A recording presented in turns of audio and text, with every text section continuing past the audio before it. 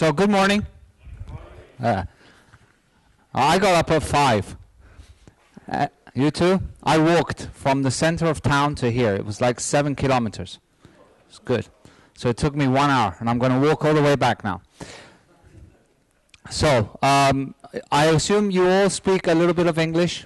I don't speak Italian. I speak Spanish. I can either, as I said, I can either do this in English or Spanish. Which one do you prefer? English. You don't like Spanish, huh? So if I start to go too fast, tell me to slow down. Okay? All right, good. I love an interactive audience. If you go to Sweden, for example, Sweden are the most quiet people in the world. You have to actually check their pulse to see if they're alive. So it's I like it when people react. So if you have come to this talk to learn something, you're in the wrong room. This isn't about learning, and I'm not going to give you any answers to any questions. The purpose of this talk is hopefully for you to ask questions of yourselves. Okay? So I'll give you a little bit of background of this talk. About 8 months ago, a conference in Norway called me and they said, we want you to do a keynote about how we will be developing in a decade. So what technologies are we going to use? What programming languages were we going to use? How are we going to be writing software? Now you're all software developers here, yes? Okay. So what I did is I took my crystal ball and I tried to figure out what it is that we're going to be doing in 10 years from now. And the one thing that did come up is that Silverlight is not going to happen, right? I'm not even sure if Windows 8.1 is going to happen either. But I thought, this is silly. Let me take a more scientific approach to this, try and figure out what's happening. So I went to Google Trends, and I started to say, yes. Do you have any idea why they asked you? Why did they ask me? No. I guess they couldn't find anyone better to ask. So I went to Google Trends, and I thought, well, this is the best way to figure something out. And I put in some data, and look what came up. This line here. Do you know what that line is? What? Fortran? God, no. Who's old enough in this room to know what Fortran is, apart from you? And me. Yeah. So it was AngularJS. So yes, learn AngularJS. But I realized that it's the next big thing, right? The next big thing is going to be something. So what is that next big thing? Is it a new language? Is it a new paradigm? I mean, for many, many years, we used to do software development using waterfall process. And they said to us, no, waterfall is bad, use Agile. So we started to use Agile, and they said, no, Agile isn't that good. Well, Scrum isn't that good. You should use Lean. So it might be some new way to write software. In terms of the process, what new framework are we going to use? There has to be some new framework that's going to come out, and how we're going to put that into process. And I realized that all of this really does not matter. It doesn't matter what we do. The important thing that we have to be wary of is that we shouldn't restrict ourselves, right? So, I often find in my profession, I mean, I've come from a background of, I'm probably the oldest person in this room. Well, maybe, with exception to you. And I've come from a background of, I started with Visual Basic, and then I did Clipper, I did DBase, and then I did Clipper, and then I did Delphi, and then I did .NET, and now I'm 40 and I'm doing Java. Where did I go wrong? So, and the important thing is that you shouldn't pigeonhole yourself. Do you understand the expression pigeonhole? Pigeonhole means don't put yourself in one category. I often find developers, especially on Twitter, they're like, I'm a .NET junkie, or I'm a .NET developer. You're not a .NET developer, you are a developer, right? And you learn things, and you're constantly learning. That's why we have a brain, right? We have this brain so that we can constantly learn. What we should be are people that solve problems for others. It doesn't matter what language we use. It doesn't matter what tool we use. All of these come and go. All of these are trends that will come and go. So all of that, it doesn't matter. And you have to understand that your cheese will eventually move, right? I don't know if any of you have read this book, Who Moved My Cheese? Any of you have read that? It's a very good book. The idea is that there was like, you know, two common semi-humans, two mouses, and the idea is that every day they used to eat cheese, and then one day they wake up and the cheese is gone. And one of them basically wants to commit suicide, but some of them start to go looking for more cheese, and eventually they find more cheese. And the cheese they find is much better than the cheese they used to eat. So the idea is that learn new things, move along. You might not, you know, realize that you're missing out on many things. And you've got a brain, we've got brains, that's what we do, we move along. And the means are going to change, but in the end we're all going to adapt, right? So whether it's a new language, a technology, it doesn't matter what we do in 10 years. It really doesn't matter.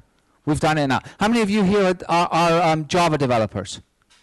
Okay, so I shouldn't have made that joke about Java. How many of you are C# developers? Or .NET developers? Well, there's no other language in .NET. VB doesn't exist anymore.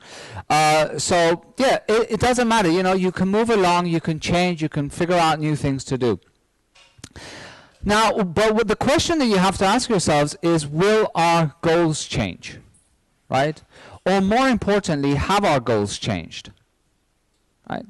Now, who here is working? Who here is still in university? Nobody. Okay, so we're just here because it's free, right? Yeah. So I ask you, why do you do what you want to do? The question of why. Why do you do it? Okay? Why is it that you got into software development? Is it because there's loads of money in it? No, except if you do SharePoint. If you do SharePoint, you can get very rich. So why do you get into software development? Well, I got into software development because I like to solve problems. I found it nice to be able to solve problems. I found it very exciting to be able to figure out something and provide a solution for it. And I started out with software development in a way of, hey, this is cool. I can like do something and, you know, write a few lines of code and something happens. Oh, maybe I can solve this. Oh, maybe I can solve that. And then I started to get passionate about trying to automate things. And that's why I got into software development. And as I was doing this software development, I realized that something even bigger came out of it, which is I actually really enjoyed helping people. I enjoyed creating software that would help people solve their problems, right? When I used to do an ERP application for this company, and some woman came to me, secretary that was working there, she goes, do you see this? This is 100 estimates for the print industry. It was 100 estimates that I have to do. It takes me a week, right? And we put this ERP system in place. And after we put it in place, they used to spit out 100 estimates a day, right? And she was happier. Her work was easier. It was happier. And that gives you a lot of joy, right? Helping people gives you a lot of joy. And if you think about it, technology and software is helping people. That is one of the benefits of technology and software. I mean, think about Skype, right? I travel a lot. I mean, I travel like, last year I did, I think, around 140,000 miles, which in kilometers is like 200,000 kilometers. And I've got 3 kids and a wife, and Skype allows me to constantly be in touch with them, constantly phone them, constantly see them. My grandparents live in Irkutsk, which is about 10,000 kilometers in Siberia from where we live. It allows my grandparents to be in touch with my children. My grandparents, my wife's grandparents. I should know where my parents live and when, yeah. So Skype helps people. Despite the fact that Microsoft now owns it, we'll hope that it will continue to help people. This is an iPad application that helps children with speaking disabilities, right? It helps them communicate with their parents. This is another iPad application that allows doctors to examine skeletons in an easier way, parts of the body, parts of the brain. All of these applications exist. They help people. With the Kinect, they're using it to translate between spoken and sign languages, right? And a lot of great stuff is coming out of Microsoft research. So it is helping people. And we all know that automation has increased productivity, right? I mean, it has made even the office space, you know, all the offices you go to now, they're all got full with computers. People are doing things on computers. They're not having all of that paperwork. It's all part of technology and software that is enabling this. Sometimes we take it a little bit too far. This is a hologram in an airport in the US, which basically says the same thing as before they used to pay a person to say, which was take your belt off and put your computer on the tray. So yes, this is a barista, an automated barista. It's a very sophisticated coffee machine, which will probably eventually replace Starbucks. But, you know, I'm not sure if that's such a bad thing. I'm from Spain. In Spain, we have, especially where I live in Malaga, we have our own terminology for coffee. And then Starbucks came and they destroyed it all. Like, no. So, you know, there's things that are constantly appearing that seem to be kind of solving / replacing things, right? This is an airport in Minneapolis. I think it was in Minneapolis. And I actually landed at this airport. That's why I looked up this picture. I landed, I had a connection, and I saw that every seat at the restaurant and every single restaurant in this airport had 2 iPads on each seat. And I thought, well, okay, this is great because you can pretty much, like, you know, as you are eating, you can navigate, you can look through things. You know, it doesn't matter if there's a person in front of you. You really don't want to talk to them. You want to concentrate on the iPad. But I realized that it was just more than navigating. It was also for ordering, right? So 7,000 units there. How many waiters existed anymore, right? So now we've suddenly put 7,000 iPads in place and removed a whole bunch of people that were doing the job of the iPad. We have the Google car coming out, right? You know, now it's fantastic. Now it's great. But what happens, you know, where is this going to go? Eventually, hey, it might even put truck drivers out of work, right? Yeah? If we can get the Google car to drive, you know, automated driving cars, why do we need transports, right? Why do we need people to clock that they can't do more than 8 hours a day if the computer can do 24 hours a day? So there's a lot of things that are happening, and, you know, I mean, this is like the Android, not the Android, the Amazon drone, which is basically will deliver your package itself, right? And there's a study by MIT, so if I slap MIT, it means it's good. There's a study by MIT that it's about technology and jobs, and it's saying that, you know, the actual rate at which we are replacing jobs with technology is much higher than the rate at which new jobs are being created, right? In fact, we think some jobs are safe. I read the other day that a lot of news is actually being written by robots, right? Robots meaning computers. So journalism, to a way, might be affected in the future. Now, if you read some of the crap that's out there on the internet right now, that might be a good thing as well, because, you know, everyone and their mother apparently is a journalist. But the point is that this is not your mother's industrial revolution. Right? This is not, every time we speak about this, people say, yes, but the same thing happened in the Industrial Revolution. The Industrial Revolution came and it created more jobs.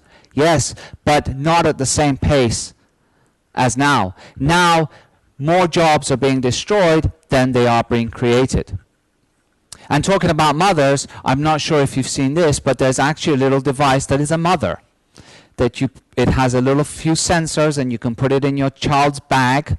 You can attach it to your child's toothbrush, and it will tell you if your child has brushed their teeth, or if they've come back home, or if your grandmother has to take pills. If you attach it to their pill box, and it tells you if your grandmother has taken their pills.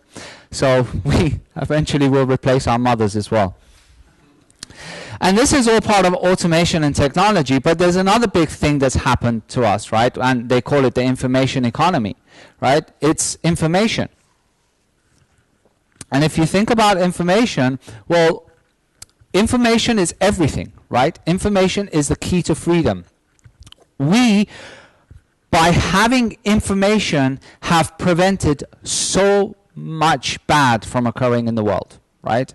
They say that, you know, the key for you to be free, the key for you to know is to learn. I mean, back when I was young, when I needed to learn about something, I would go to a library. I would look up the book. If the book wasn't there, I was screwed. There was not much more I could do, right? I would have to go and find a book, buy it, and especially, you know, 30 years ago in Spain, it was hard to get foreign books. Nowadays, you go and you find everything on the internet. I mean, anything that you could possibly think of is on the internet. I mean, you can look for God knows what, and it's on the internet. People actually looking for God knows what. They actually type that in. That is a common search, right? They don't know what else to look for, so they're asking Google, what should I look for? There is a lot of information, which solved one of my biggest dilemmas. Remember when I was speaking about what is that next big thing? What's that next big thing? I'll tell you what that next big thing is. It's called big data, right? That's that next big thing. And what can we do with this data? There is so much we can do, right? We can tweet what we had for breakfast, or on Instagram. You know, there's so much stuff that we can do with data. How can we do it? That problem's also been solved, right? We don't even have to ask for permission anymore.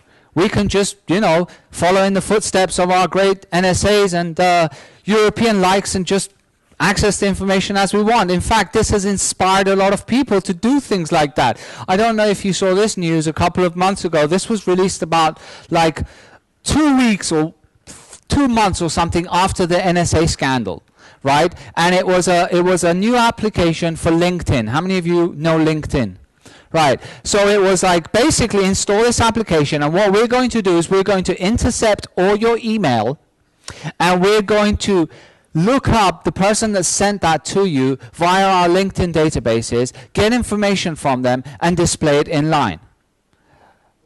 Good intentions, but hey, you don't release this right after the whole world is talking about the NSA snooping on your email, and you go and do exactly the same thing, right? How do you do it? Oh, well, you point to our servers. So basically, their servers were kind of acting like a proxy to your email. Oh, come on. I mean, really, you couldn't have waited 6 months? So, you know, there's so much information, and it's so easy to get access at. But I wonder, you know, why do we do it? Why should we do it? Why should we have all of this information? Why? Well, it's information, and information is knowledge, right? The more information we have, the more knowledgeable we are, the better we're off, right? And is there such a concept as too much information being a bad thing? Does that exist? Could it possibly be saying, oh, I've got too much information, I overload? Yeah. I can't. Well, once you hit, like, what's the average range here? 25? 20? Who's older than 25? Higher? Okay, 30, yeah, okay. So once you hit 40, you're screwed. It's all downhill from there. So, how many of you have heard of George Orwell? Right. How many of you read the book, 1984? So in this book, George Orwell speaks about Big Brother. He speaks about this big thing, this entity that is controlling us, that knows everything we're doing. Now that was very, very, very, very, very kind of like science fiction, right? No. He talks about control. Nonsense. There's no control. Have you ever seen a government shut down Twitter? Oh yes, that happened as well. He talks about censorship. No. That doesn't happen either. No, of course not. Now, everyone has been focusing so much on George Orwell. How many of you know this guy? Right? Good. Aldous Huxley. So Aldous Huxley wrote another book called The Brave New World. And he wrote it in 1932. I wasn't even alive there. I was alive 40 years after that. Wow. Anyway, and he said, we're going into a world in which population is going to be controlled. Now listen to this. This was in 1932, where you can artificially give birth to people, right? Where you can control chromosomes, And those that aren't very efficient, well, you can categorize. In fact, you can not only control chromosomes, you can actually modify them so that you can create a less capable society in one end and a more capable society in another end. Right? And then we have the workers and we have the luminaries. Right?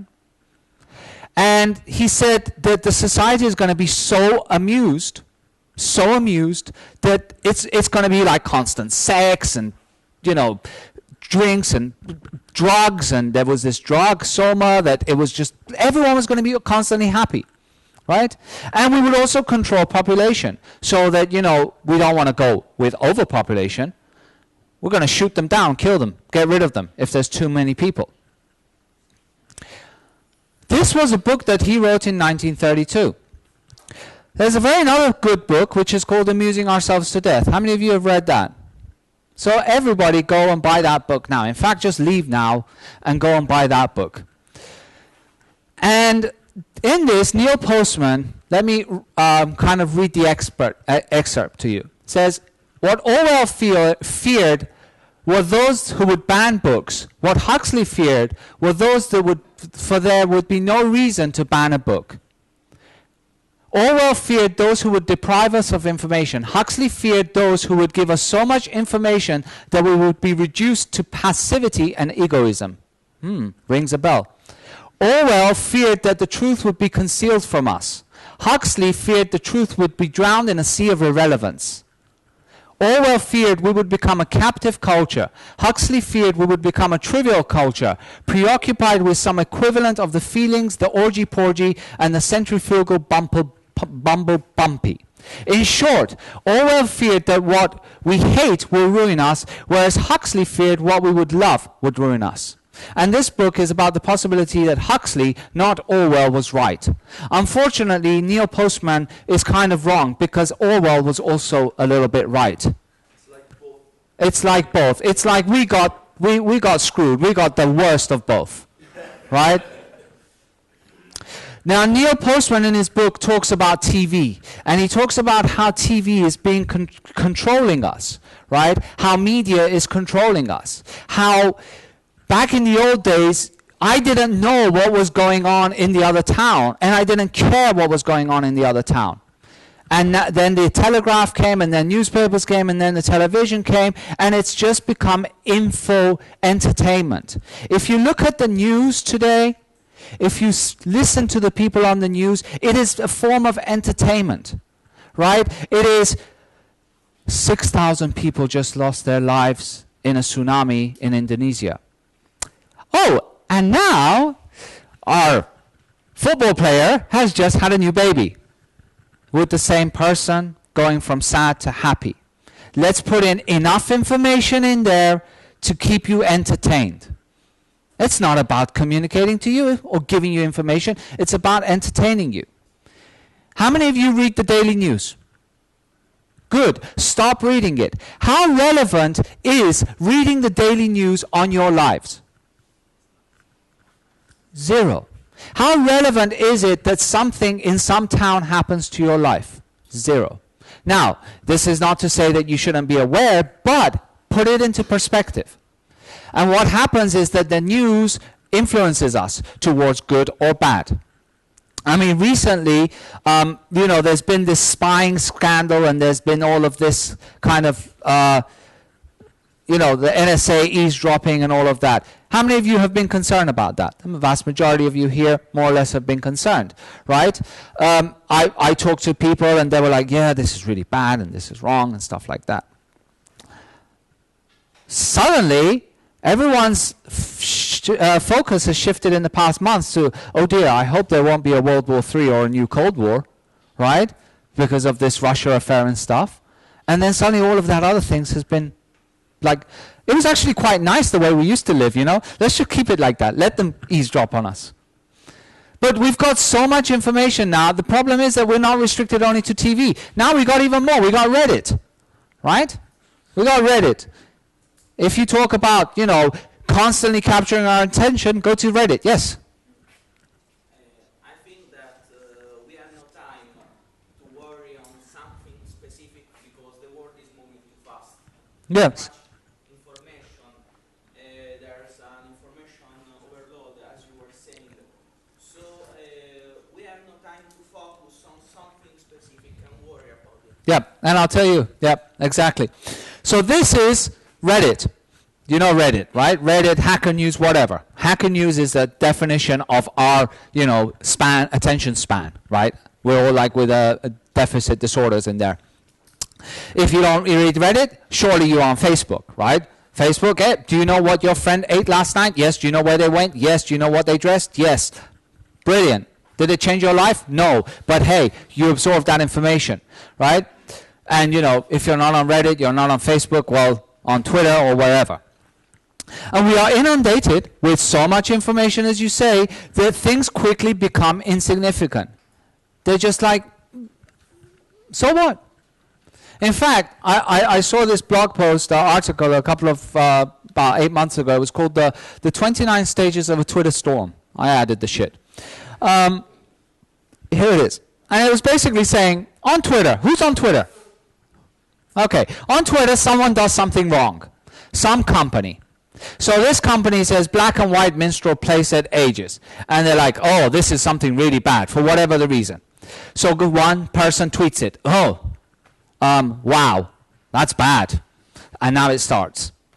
Gradually, anger starts to build up. This is really not okay, right?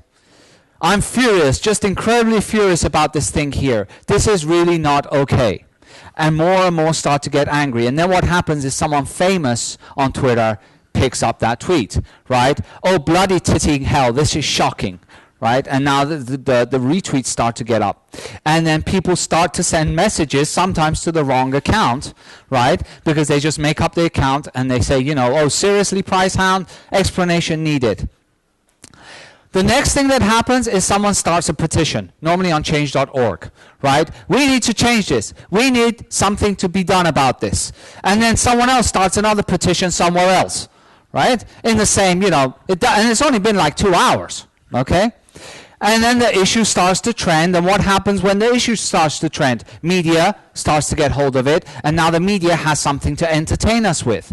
Right? So they entertain us with that. And then the politicians get on board because they're like, oh, this is my chance to make a difference, in the sense of get me into power and get some votes up, not actually make a difference, right? So hearing a lot, and this is how hardworking families support the boycott, yes? And then the media starts to dominate it, and it just goes haywire. And after the media starts to dominate it, who comes on board? Social media experts. Right? Telling us how we should not do things on Twitter or on social media, on Facebook, etc.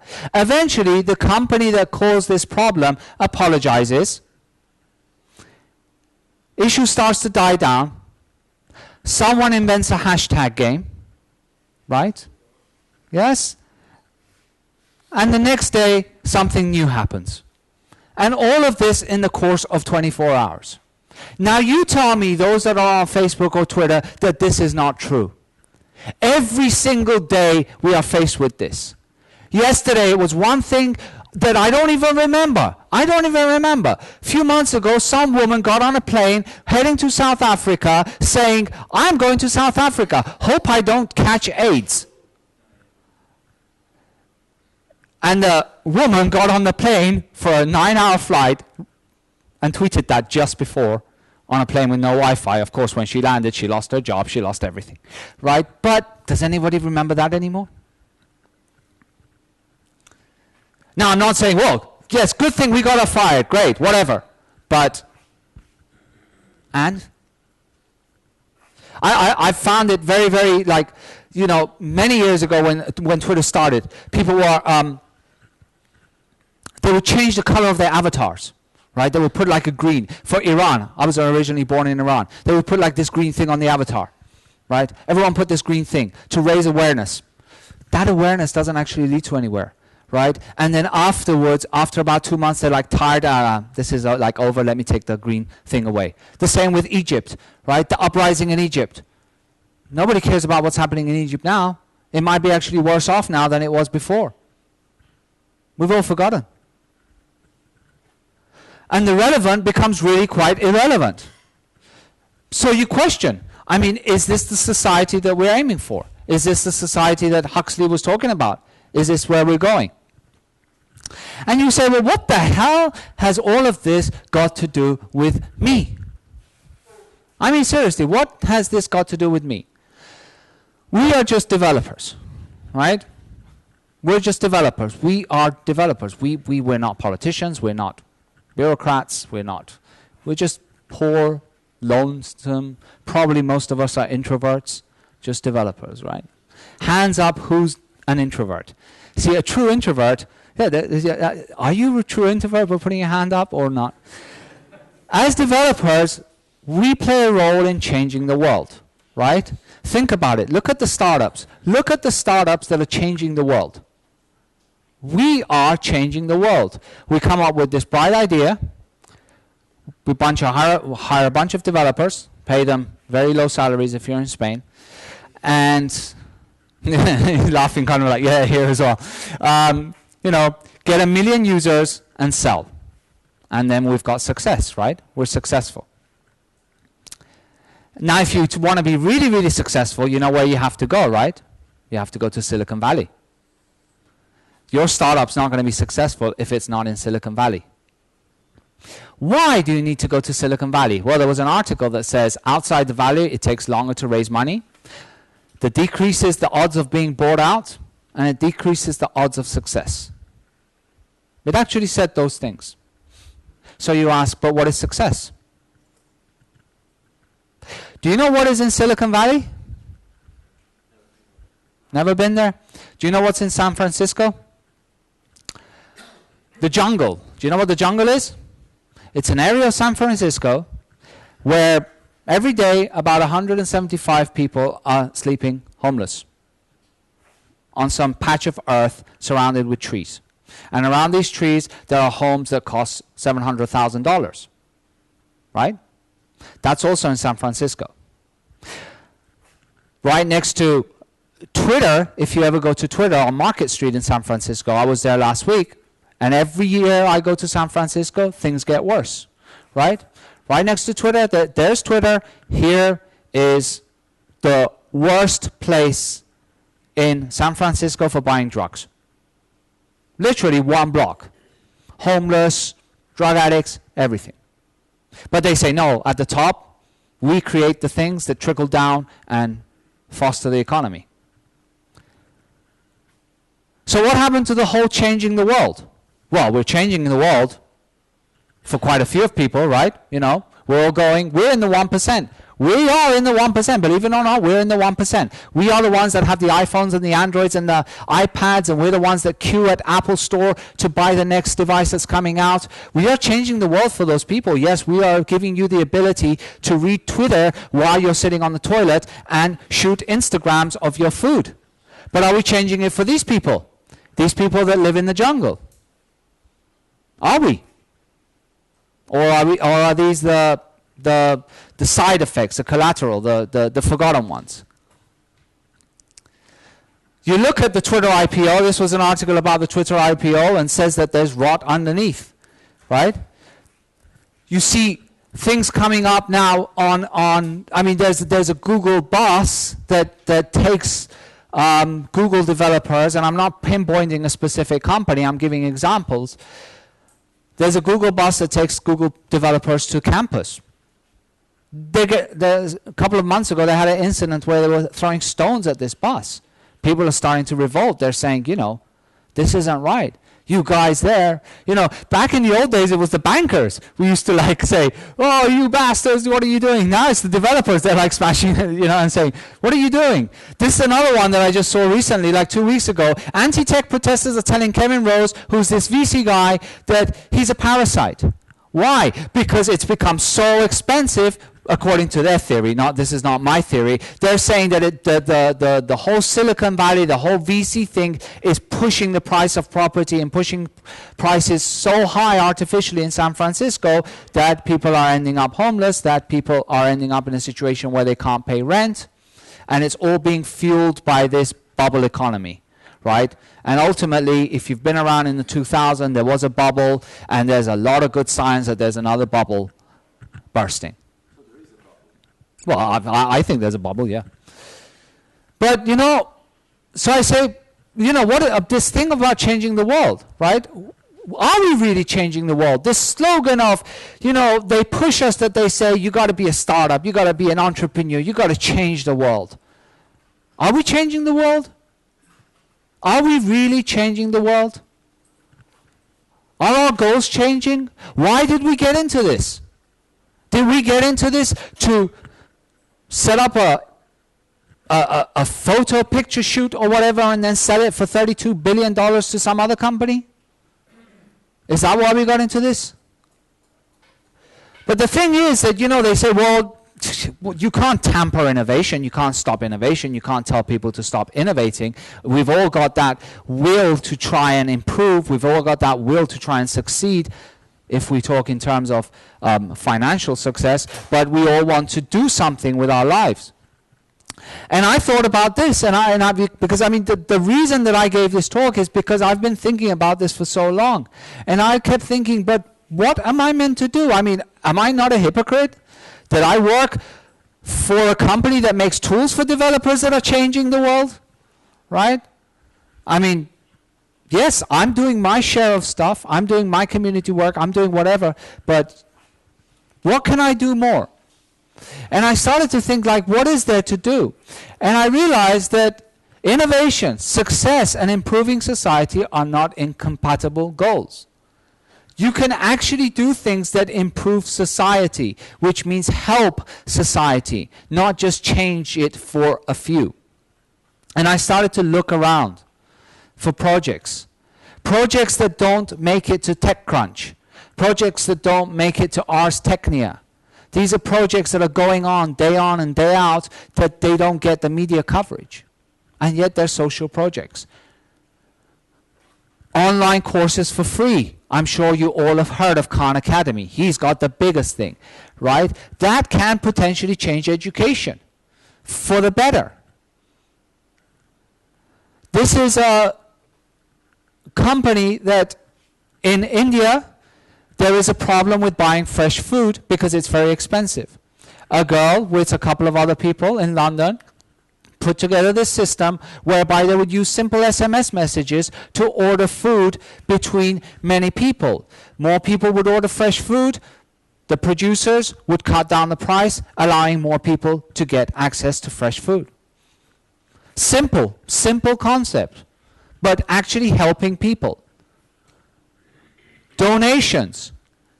Data solutions for social change. A company in South Africa that saw that people suffering from AIDS were taking a long time to get their medical aid because of bureaucracy, because of paperwork. What did they do? They put in a system to be able to process that faster. This is another company that helps put people at work in the top 500 Fortune companies. It looks for specific skills and aligns them up with top 500 Fortune companies that are looking for work. Bringing drinking water to countries that don't have it. Things that we take for granted. This is a game on Android that every time you collect water, they're donating money for countries where this is an issue. As a game. Here's another one where you're checking for parasites, and every time you're checking for parasites, they're actually looking for real parasites. So your powering is kind of like a SETI at home kind of thing. There is the ability to combine both things, right? Earthquake warnings and tsunamis. Sahara is a software foundation dedicated to saving lives by providing management solutions. And the more I started to look into this, and the more I've done this talk a couple of times, and then I was on a podcast, and people started to email me and say, hey, you know, I work for this company, very large company. I work for ThoughtWorks. I work for JP Morgan. I work for this company. I work for that company. We have things in place that we are doing, for example, pro bono work. We are doing pro bono work for people that need it, right? And I started to see that actually there is, every single one of us can help society. This isn't about me sitting back and saying, well, I'm just a developer, I can't do anything. It's about why did we get into this profession and how can we as individuals make a change towards society. This is even why Combinator is getting on board by providing venture capitalism to a startup that will provide free vaccines for HIVs. Right? In the media, who's the top guy? Who's the top innovator? Who's the top person that has changed the world? You all know it. Who is it? Steve Jobs. Right? Who mentions Bill Gates? For all the bads that Bill Gates has done, he has helped eradicate polio in many countries. He doesn't get any media attention about that. The Gates Foundation that I recommend that you watch this talk on TED is how he has given away most of his wealth and he will continue to give it away. Now, we're not wealthy. It doesn't mean we have to give away our wealth, but there are ways in which we can actually help. And yet, it doesn't get that much media coverage. No, because Steve Jobs changed the world because he made 600,000 people queue in an Apple store to go and buy the exact same phone, but with an S at the end. Like, you know that joke is that Happy New Year from Apple 2013 S? So, changing the world isn't necessarily helping it. And this slogan has been beaten to death to us that we're going to be the next startup that changes the world. Well, when you do that next startup that changes the world, question why exactly you're doing it. Yeah, because that's a question that we often forget. Now, I'm not saying to you that you need to go and stop. Stop what you're doing and say, okay, that's it. I'm done. I'm going to go and I'm going to do pro bono work, or I'm going to just, quit my startup and do something for the social environment. But it's saying that we need to acknowledge that there is a problem. There is. And we can't turn a blind eye. And today journalists can have their stuff written automatically. Tomorrow it might be developers. You don't know. You don't know when this is going to catch up. And I believe that, we are in the helm. We are steering this thing. We are in the information economy. We are in the information age. We are in the technology age. And we are part of that driving force. We, as developers, the software writers, hardware isn't going to do much without us. So we have that capability. So a lot of it is our responsibility. And it is in our hands.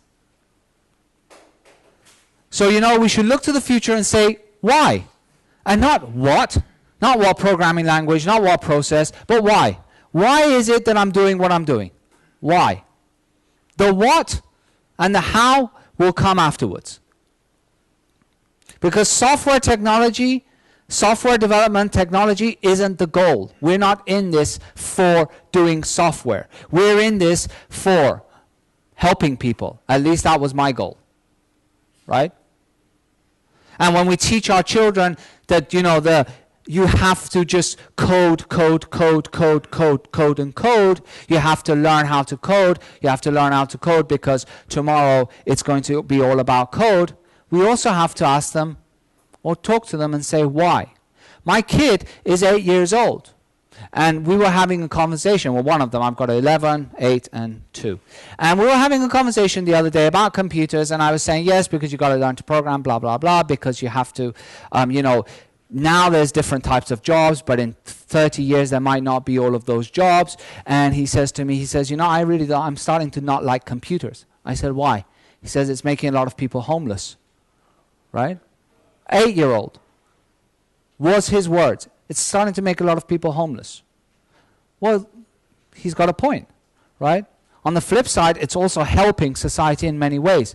It's helping diseases. It's helping cure things. It's helping in tremendous amount of ways. And we need to try and figure out how to combine all of these for the good. And I'll paraphrase something that came from Jurassic Park, which apparently is 20th anniversary.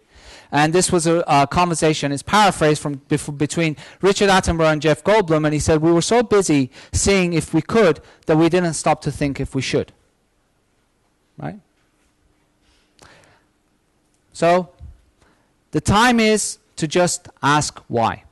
and see how us as individual developers can make a change. Thank you.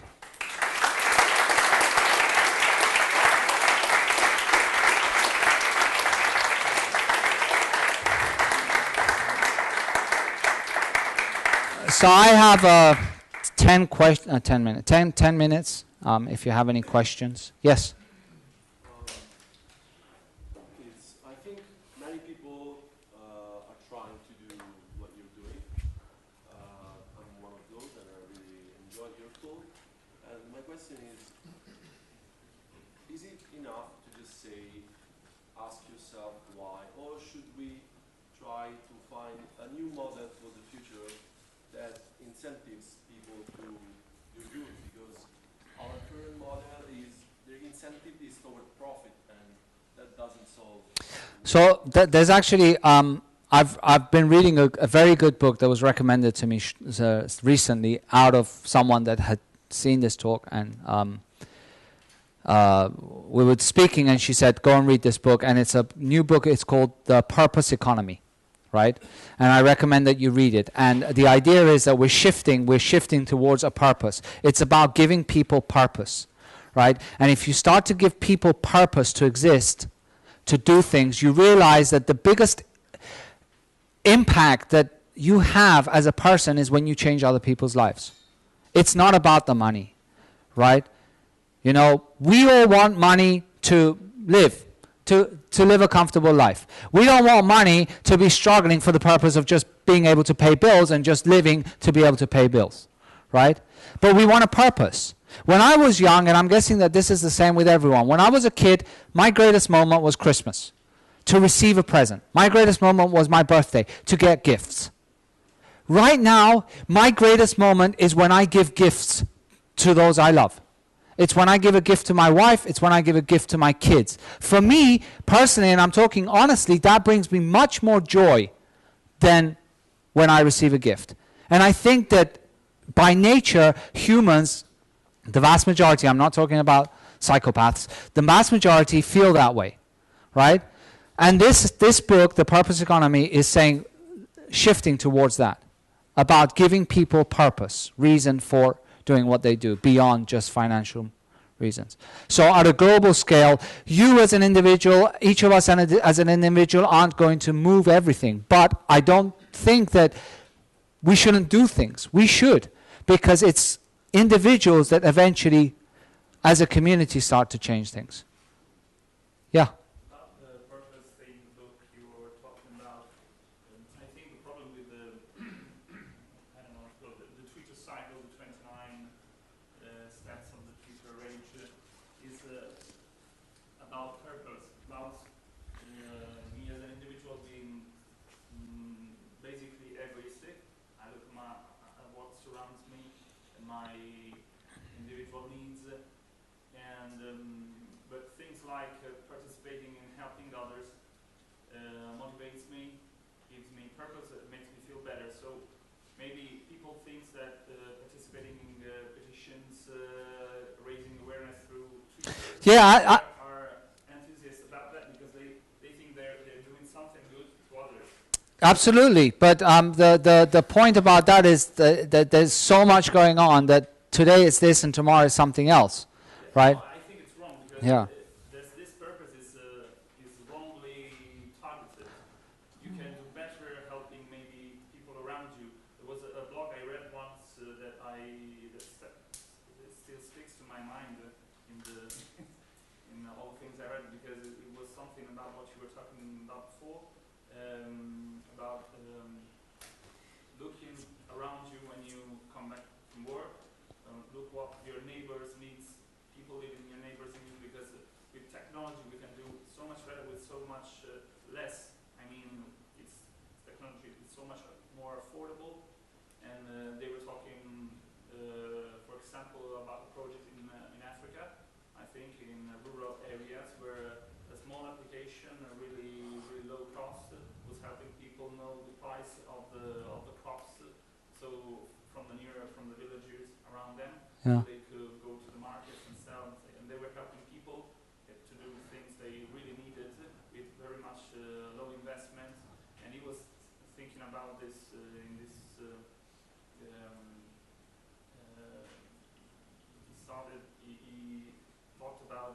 in this way.